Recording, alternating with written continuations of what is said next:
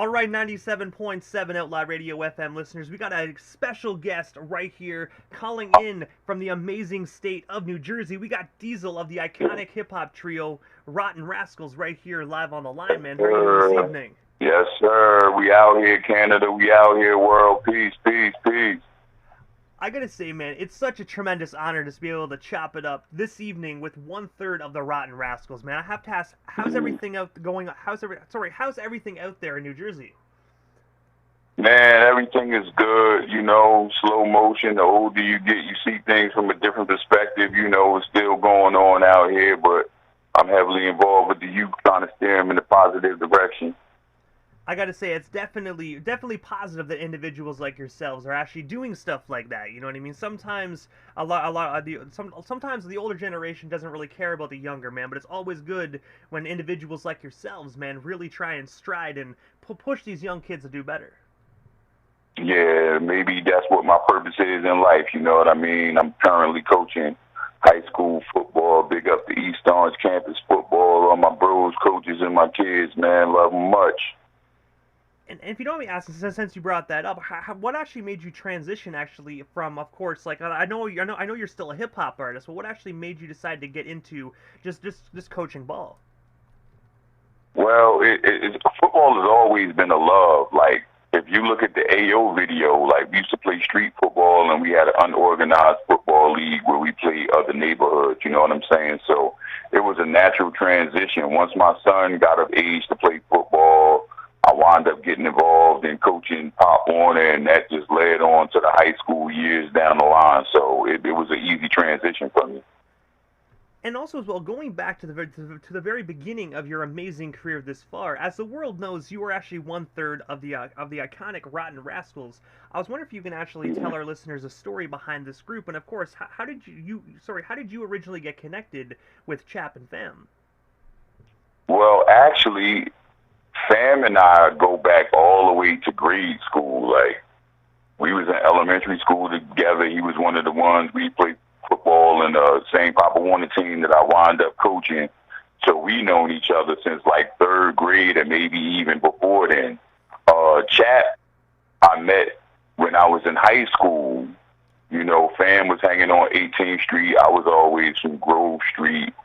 And through my connection with Fam, I met Chap. Chap was actually staying at Fam was actually staying at Chap's house, and Chap had DJ equipment, and it was just like, yo, I'm an MC, he a DJ, so everything just gelled easily. Like, we all was like family from day one.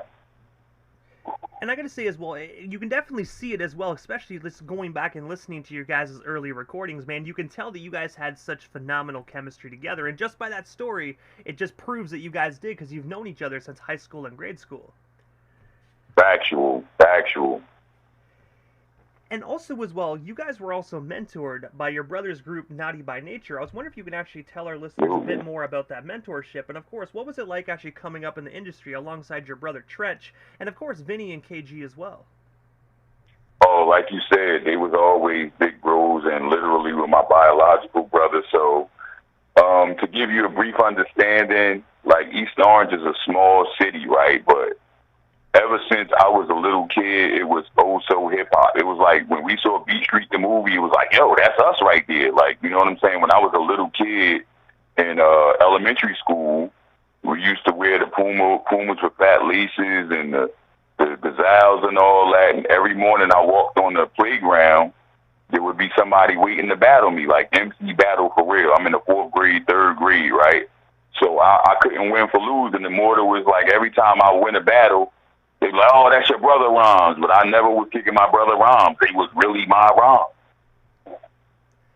And I have to ask as well, because obviously when you said, like, obviously they were saying it's your brother's Rhymes, did they ever actually kind of realize that, no, this is actually, that you're just as good as your brother, or do they always not believe it?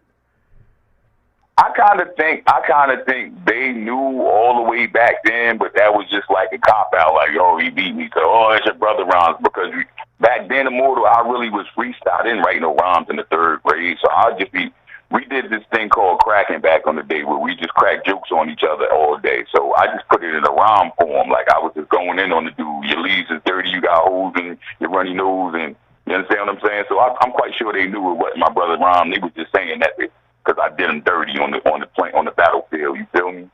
And especially as well, like a third grader actually having rhymes like that. You know what I mean? And the other third graders can't really do stuff like that. I gotta say, they definitely have to have some sort of cop out.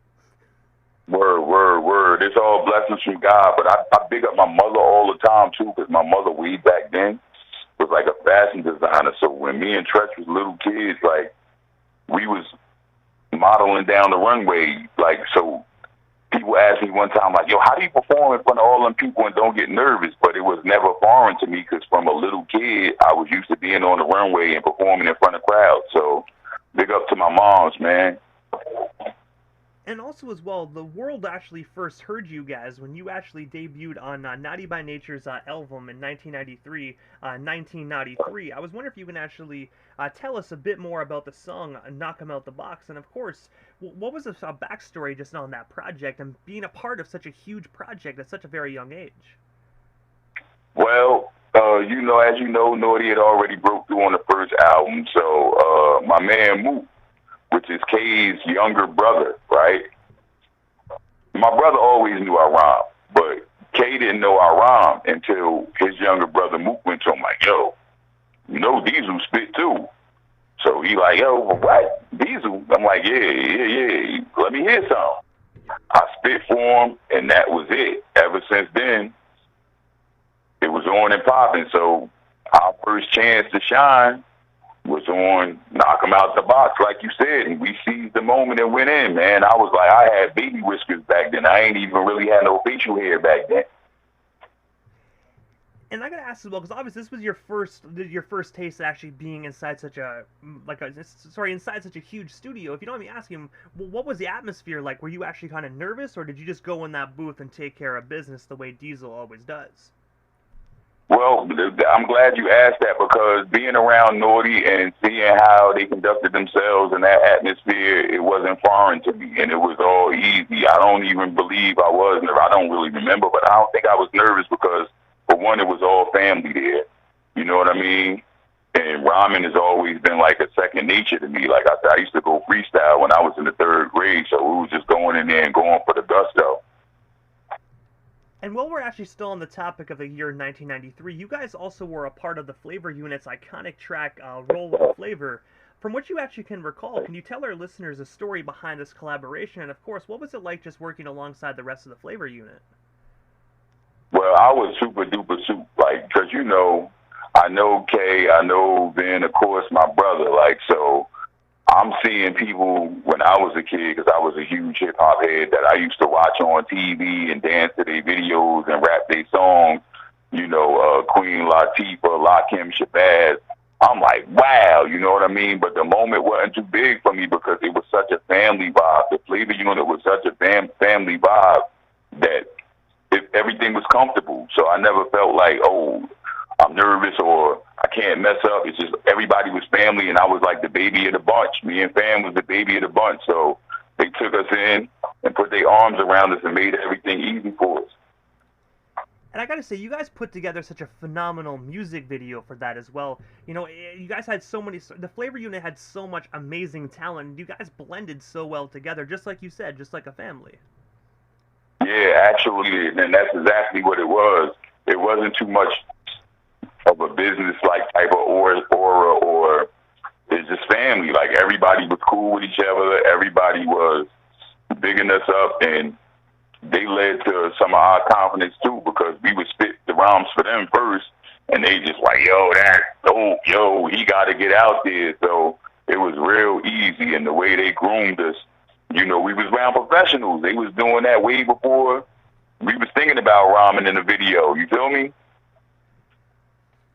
And I have to say as well, the Flavor Unit had so many different variations, man. Like, after that song, did you actually get offered to go back and actually work more with the Flavor Unit, or did you just kind of stick alongside Naughty by Nature? Well, basically, that was always there for the Flavor Unit. I don't think they actually did any other compilations after that. I'm not sure, but, once we did that, we was already running with doing our album, so that was just like a precursor, and everything was moving. It was just moving at its own pace. So we was just going with the flow of things, still touring with Naughty, then getting spots on their set to perform our joint. So it was just like a whirlwind moving at the time. You got to keep in mind, I'm still a teenager at the time. You feel me?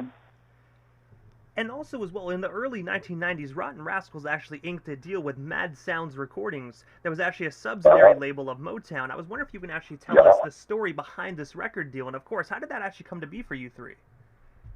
Well, that was all K's connection. You know what I'm saying? We had a production deal. That was a production deal that K had. So he introduced us to Mad Sounds, who was based out in California. So we wound up spending a lot of time out of there and doing a lot of promotion out there and making a lot of connections out there. So it was a great experience because, again, too, as a child, I was a big Michael Jackson fan. Everybody remember Motown 25. So to be in that building and just feel the aura, like I saw Diana Ross one time, and I'm just like, oh, snap, that's Diana Ross right there.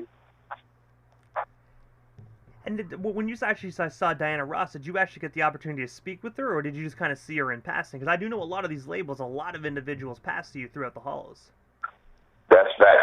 Hey, Mortal, I got to keep it so funky with you, right? So me, fam, and chat, we sitting in a boardroom, right? We waiting to have this meeting with one of the executives or whatever, right? So Diana Ross just stick her head in the room with the biggest smile you ever saw, like bling. I'm like, oh, snap, Miss Ross, right? And she smiled, and I got up and went in the hallway. She must have been a track star because I looked in the hallway. She had disappeared in T-minus 2 seconds and not counting. That's pretty cool. Like, she just, like, looked in and smiled at you guys, or did she, like, say hi to you? Or that was just, like, a look, smile, and disappear? She looked in, and I said, oh, snap, Miss Ross. And she had the biggest smile on her face. So my mom's was a big Diana Ross fan, so it hit me on one point, oh, jump, let me go get an autograph for Moms. Man, by the time I got in that hallway, I don't know if she hit a door or she hit the floor and was running fast. She was gone. I gotta say, though, definitely, she probably just went in there and doing a recording session, but some of those individuals, they're pretty darn quick. I think they're just used to being able to disappear from fans. It's actually kind of sad, but kind of ironic at the same time. Really wonder how they do that. Yeah, but I could almost relate because one of my biggest struggles with being, and you can hear it on the song Frustration, actually, off of the Rottin to the Core album, like, I'm always was a behind-the-scenes, laid-back type of dude. Like, I would have been comfortable being a ghostwriter. Like, I shied away from the spotlight. Like, so a lot of times, you know, I didn't want to be in everybody's face and being in every party. Sometimes I just want to be low-key and chill. That's my demeanor. That's how I move. And I don't blame you as well. There's some great people out there, and then there's also some very creepy people as well. So, you know, sometimes it's better to just kind of be out of the limelight. Yeah, that's my style though, Mr. Low Key. That's me. And also as well, on March 21st of 1995, you guys actually released the iconic 12-track album titled Rottin to the Core. I was always wondering, would you be able to tell our listeners a story behind this amazing, legendary album? Well, it all came together, Immortal, like, you know, spinning off of being on the road with Naughty and getting our shot. So my whole thing was always, you know, we're going to pay homage to who got us here, but I wanted to stamp my fingerprint and have our own style. We used to call it reality rap. So we was just bringing life experiences to you, what we go through and the struggles that we was dealing with before we got into the limelight. You know what I mean?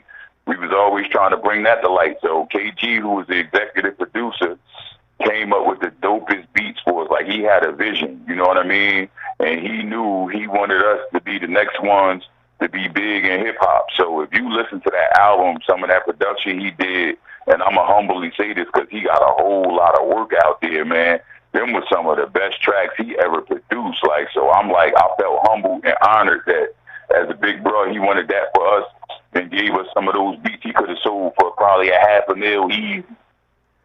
I do have to agree that those beats that Kay actually did for that record were absolutely phenomenal. The Oh Yeah beat, I don't know, it still slaps to this day, man. I could listen to just the instrumental and actually be like, whoa. Factual, factual. So you got to understand, Kay was a big fan of Michael Jackson too. So the melodic melody of that and Hey Alright, you know what I mean? He had them pick like, yo, this gonna be our singles before we even wrote to him. So then when we wrote to him and he caught on how we dressed it up with the lyrics and the hook, I saw it in his face. He was like, yeah, this is a go. Green light this all day. And I gotta say, the one song off that album that I've always enjoyed was actually "Life of a Bastard." Man, I found that was one of the most phenomenal songs off that record. Yes, sir. Yeah, that's one of our I pay attention to the stats or whatever, right? So we re-released that album, being that we are the rightful owners of it now. So go out there and look that album up, and y'all spin that back, run it up. I look at the stats a lot. So that is one of our strongest songs behind, of course, Oh Yeah and Hey Alright. That is definitely one of our strongest songs.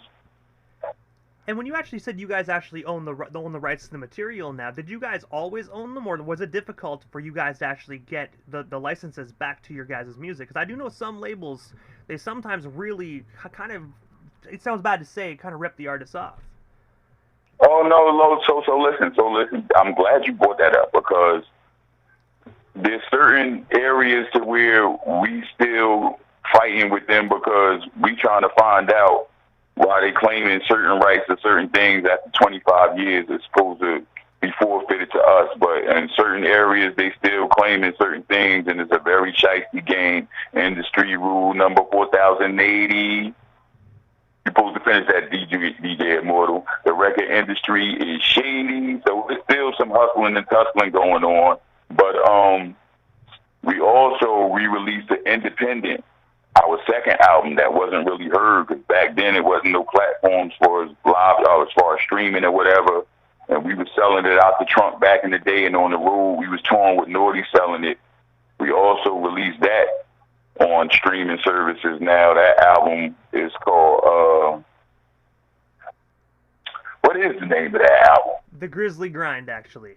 There you go, DJ Immortal holding me down on the 1 and 2. The Grizzly Grind, that's out now as well. So we own full ownership of that. I gotta say though, that album, I have been trying to get my hands on that for years. I tried even finding it on Discogs, and I noticed that like an individual is selling it for like $1,500, and I was like, Jesus. I was like, crap. Yeah. Because at that time, it was only out CD, and we were selling that worldwide, touring with Naughty. So it was a value, you know what I mean? I didn't know people was on it like that until the streaming came out, and people was hitting me on Instagram and on the Rottin Razkals Facebook page like, yo, I've been looking for this album forever. I didn't even know people were aware of it, honestly.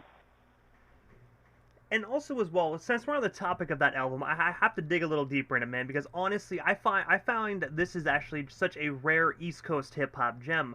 I was wondering, what actually made you guys decide to release it independently? Did you guys have an option to actually release it on an actual, like, on a mainstream label, or did you guys want to keep this album independently? Hey, DJ Immortal, you getting the unheard story that nobody ever heard. So, after we released Rottin to the Core, right? It had some decent success, but not what was expected. You know what I mean? And the division that we were signed to, Mad Sounds Recordings of Motown, that division collapsed, right? So me and fam hopped right back in the studio as we should, and was recording. So what we did, we took that demo and we shopped it. But the ARs at the time, the A&Rs, we need something like this. We need something like that. You know, so we couldn't get through to any major labels. So after years of toiling and trying to get back on, a good friend of mine, Soup, who I made the record about, NJ Soup, with Day in the Life of His Life, he got behind us and tried to push the project or whatever. And we all decided, like, yo, bump going to these labels, bro. Let's get in, record this junk, and put it out ourselves. So we did it independently, and that's how we came to do it independent.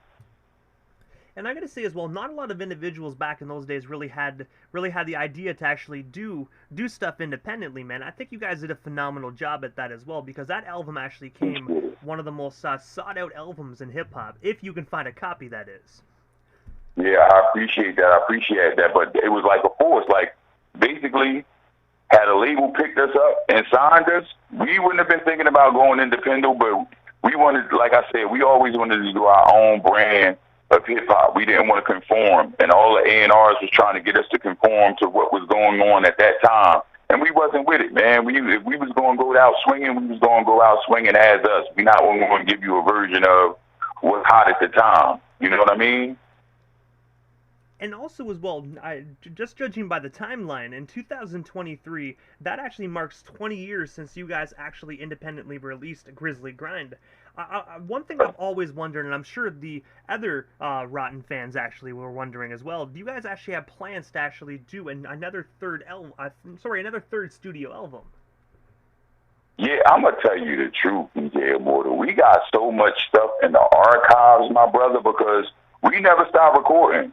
Once the label Mad Sounds folded, we went right back in the studio and we worked on different projects, from a New Jersey collaborative called Garden State Greats. We worked with the Cruddy Click. We had formed a group called the Chain Gang. None of this stuff ever came out, and it's just like catalogs and catalogs and catalogs of stuff in the archives that we're planning to release eventually.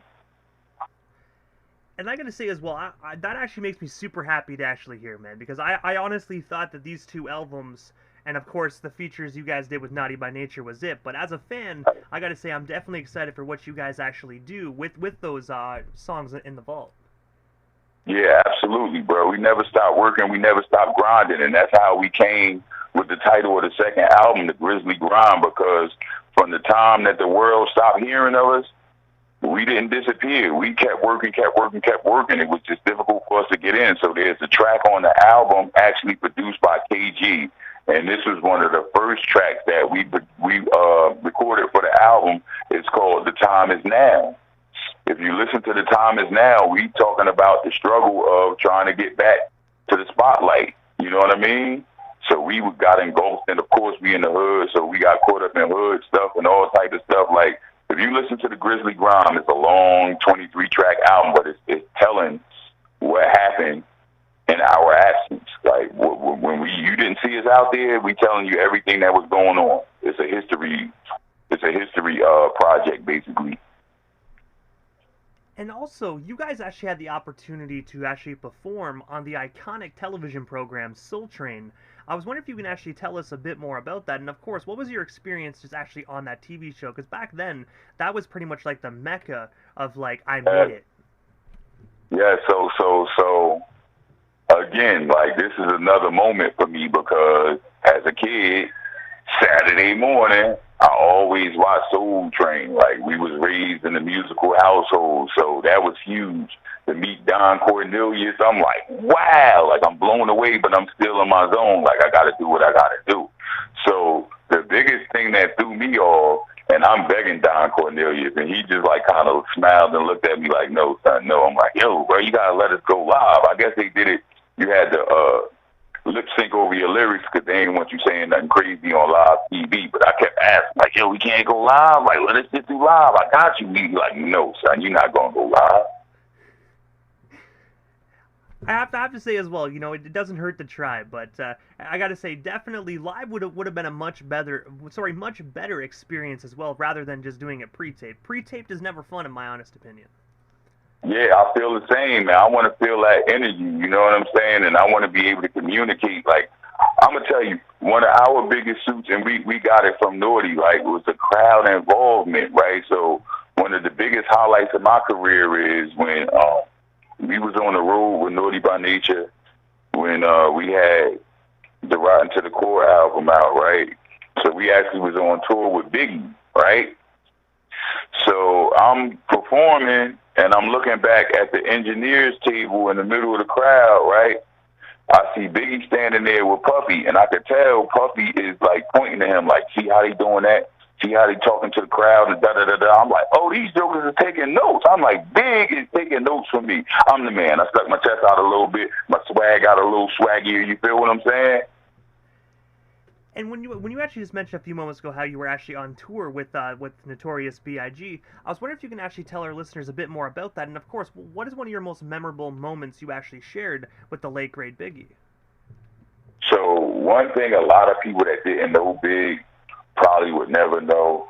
Yo, he was one of the funniest dudes I ever met. Like, he was always just joking and clowning and such fun to be around. So, like, after we do the shows, backstage, sometimes we'd be in each other's hotel rooms just bugging, smoking, chilling, doing all things. Big up to Junior Mafia, Lil C's, and all of them jokers. Like, it was all a family vibe. And I gotta say as well, definitely rest in peace to the late great Biggie Smalls, man. Such a phenomenal MC, man. I've seen videos of him when he was just in around high school years. I think it was like 1986 criteria, and that he could even spit back in the day, man. Definitely, he was definitely born to be a hip hop artist. So let me say this, not to cut you off. Let me say this, right? So while we were working on Rottin to the Core, my first time meeting Biggie Smalls, right? I think it was remember that movie Who's the Man? Ed Lover and Dr. Dre was the actors in it. It was a soundtrack, right? So Naughty was on the soundtrack. This back in the day, bro. Naughty was there, Onyx was there, and this is my first time meeting Biggie, right? So it ain't like now today, yo. I'm gonna email you, Pete. I'm gonna email you my verse. Like everybody there recording. Jesse West was in there. He did a song. Onyx did a song. So we in there talking. And I just hear this dude rapping in the booth, like everybody talking. But I'm like, yo, do y'all? This when he was recording Party and Bullshit. I'm like, yo, do you hear this motherfucker here? He just rocking, got a Carl Canal hood on, just doing that little, not even a two-step, just moving side to side. But I'm like, he ripping that jump. The way you heard the record, it wasn't no punches, it wasn't no stops. He just was ripping that jump from beginning to end. Like everybody talking. I'm like, yo, this is rocking. So then we went in there and everybody like took a picture. On our YouTube channel in the community section is a video that shows a clip of that night, and that was my first time ever hearing him. I was like, yo, this dude is phenomenal. And also as well, jumping ahead of the timeline, August 5th of 2022, you actually released your most recent single titled Dope. I was wondering if you can actually tell our listeners a bit more about this amazing song. And of course, where can we actually buy or stream ourselves a copy of it today?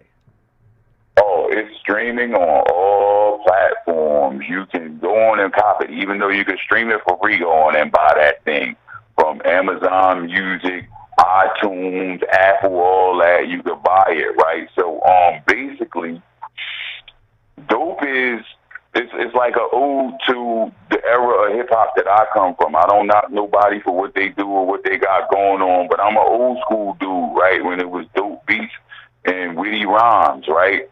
So Dope is just basically a ode to my era of hip hop, like getting back, showing lyrical skill and saying metaphors and things that make you think over a dope track. Shout out to my man Jack B, who did the beat for Mad Bass Studios, Perfect Pair Studios, all the way back then. So Dope is the title song off the upcoming album called Diesel is Dope. And Dope is just me ripping. Dope track, me ripping, and you get the metaphor. Diesel is dope, though, you know, though, you need me. Try and kick, sure. Get the heebie-jeebies. Diesel is dope, though, you know, though, you need me. We call it dope heron out here in Jersey, ladies and gentlemen. You get it. And also, I have to ask, because I do know, of course, this album, the full album hasn't been released yet. So what you are allowed to speak about and what you are willing to actually, like, speak about. Could you tell us what our listeners can expect from this up-and-coming solo Diesel record? A lot more dopeness, you know what I mean? A lot more of the Rottin Razkals vibe that you've been missing. A lot more Jersey. A lot more retro-fitted hip hop. The third single that's going to drop off of it is called Behind the Rhymes Always, right? So basically, this is me telling you what happened after the spotlight went down. You know what I mean? It's talking about getting the beat at Johnny's album party and me rushing off because my daughter was getting born, and it bring you up to speed because a lot of people always ask me on Instagram and the Rottin Razkals Facebook page is like, yo, what happened to y'all? Y'all was so dope. We loved y'all. Why did y'all leave? Like, so that particular track is telling the story of what happened after we released that album. And I gotta say as well, I'm definitely looking forward to actually hearing that story, and also purchasing myself a copy as well to actually go in with my Rottin Rascal collection. Yes, sir. Go get that DJ Immortal and spin it and burn it up. Hey, I'll spin that CD until it wears out. Then I'll go buy another one. Oh yeah, that's what I'm talking about. What I have to ask, other than of course, Dope that's currently out, and of course this amazing solo album that actually is currently in the works, what is next for yourself, Diesel? Is there anything we happen to miss during tonight's broadcast? Anything else you do still want to talk about or promote? Well, we still got you here live on the Canadian FM dial. Well.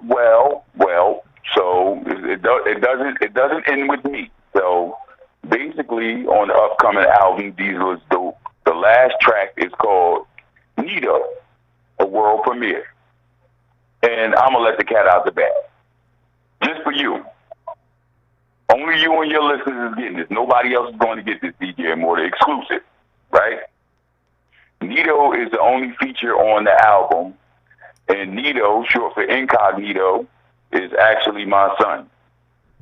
So he is ripping it. And basically it's just me introducing him and letting him go for the gusto. And this guy's like really talented. I ain't going to say I'm surprised because it's in genetics, but he wowed me a little bit and knocked my socks off. So it's going to be his introduction, and then I'm going to pass the baton to him and let him run with it. I got to say as well, like father, like son, and I'm definitely looking forward to actually hearing the new generation of Rottin Razkals actually coming up soon whenever it does drop. It definitely sounds like a phenomenal project. Yes, sir. So right now, currently, I think the album is slated to drop maybe at the end of next month, right? But I got to be real with you, DJ Immortal. Like, as many things going on over here. Like I said, I'm coaching football, East Orange campus football. We won the state championship 13-0 last year, breaking all type of records set in history, and we back at it again. Shout out to Irvington. They won their championship. We played them. This Friday night is going down. If you're in Jersey, you know about it. I ain't telling you nothing you don't know. It's the hottest ticket going on in high school football. And I got to say as well, good things come to those who wait. So if it doesn't come out within a month, I'm pretty sure us fans won't mind sitting back and just letting the excitement marinate, because obviously great albums take a while to make. It's the rush ones that come out very quickly that aren't always as good. So I'd much rather wait for a phenomenal album. Yes, sir. It's almost 30 years in the making, DJ Immortal, so you're going to get some goodness, my guy. Hey, I'm definitely excited, Diesel. I'm definitely am, man. You actually got me excited over here, man. So hopefully it does drop sooner than later, because I'm a very impatient individual. Hey, bro, you know we connected, though, so you want to get it first before anybody else. Say less. Hey, most definitely sounds like a plan to me. I definitely appreciate that, man. If you send it, we here at Outlaw Radio FM are definitely going to spin it. Yes, sir. Yes, sir. I appreciate all the support and all the love. Y'all stay tuned in. The Real Diesel MC on Instagram, the Rottin Razkals Facebook page. Make sure y'all like and subscribe to Rottin Razkals YouTube. Also, the Diesel Topic YouTube channel. I'm going back and forth with YouTube. They haven't gave me control of it yet, but my 2 new singles are on there, and everything else is going to come through there. So y'all like and subscribe so y'all could be tuned in, the first ones to get this business. And I got to say, first and foremost, Diesel, thank you so much, man, for just giving us a bit of your time here this evening and sliding into the limelight for about a half hour just to talk about your amazing career, man. Honestly, I have been a Rottin Razkals and, of course, Naughty by Nature fan for a very long time, man. So just being able to chop it up with 1/3 of the Rascals was truly an honor, man. And thank you so much for years of monumental music. I can definitely tell you it not only helped myself, but also millions of listeners worldwide as well. So for that, Diesel, thank you. Man, thank you for your support and everybody that's listening and supporting. I appreciate y'all so much, because there is no me without y'all. There wouldn't be no reason to make no music if nobody wasn't listening. So I appreciate you guys more than you will ever know. Hey, Diesel, you are most certainly welcome. But for now, man, definitely have yourself a phenomenal night out there in Jersey. And I'm pretty sure down the line we definitely shall talk again soon. But for now, thank you and definitely have a good night. Thank you. Good night, world. Enjoy the music. I'm gonna keep pushing it out. Shout out to the Rottin Razkals. Shout out to Naughty by Nature. Shout out to Jersey. Shout out to NJ2. Shout out to East Orange Campus Football. Shout out to everybody. I love everybody. Let's get more love and less violence. Let's get it going. Hey, most definitely. Thank you so much, Diesel. Yes, sir. Have a great night, bro.